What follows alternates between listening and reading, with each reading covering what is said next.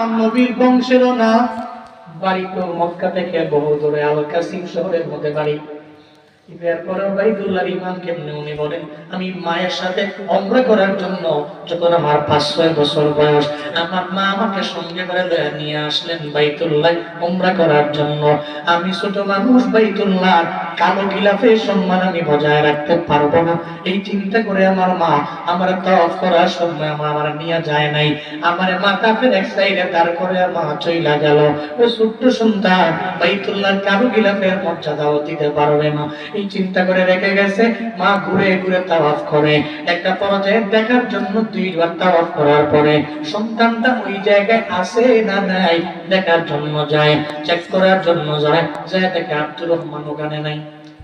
মা বাবা অবাক হয়ে গেল, কই আমার আব্দুর রহমান?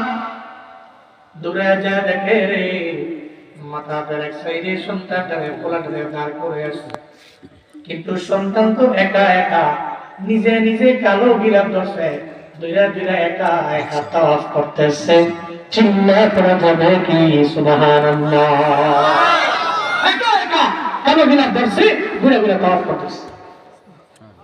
মা যা ধমক দিছে, বাইতুল্লাহ কত দামি জানো তোমার ধারণাও নেই, বাইতুল্লাহ তো পরিমাণে দামি।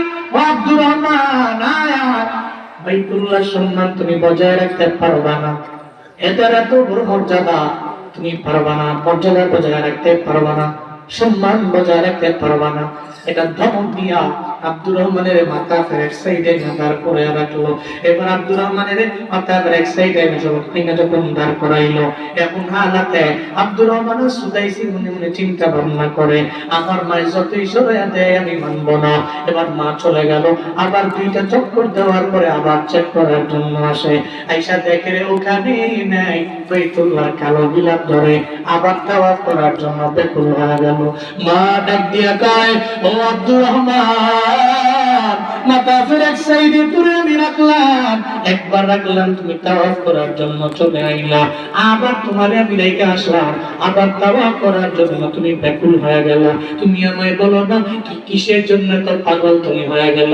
আব্দুর রহমান কয়, মা দুনিয়াতে আমি কত ঘর দেখলাম, আমি কত বাড়ি দেখলাম, এই বাইতুল্লাহর কালো গিলাফের মতো এত সুন্দর ঘর আমি কোথাও দেখি নাই।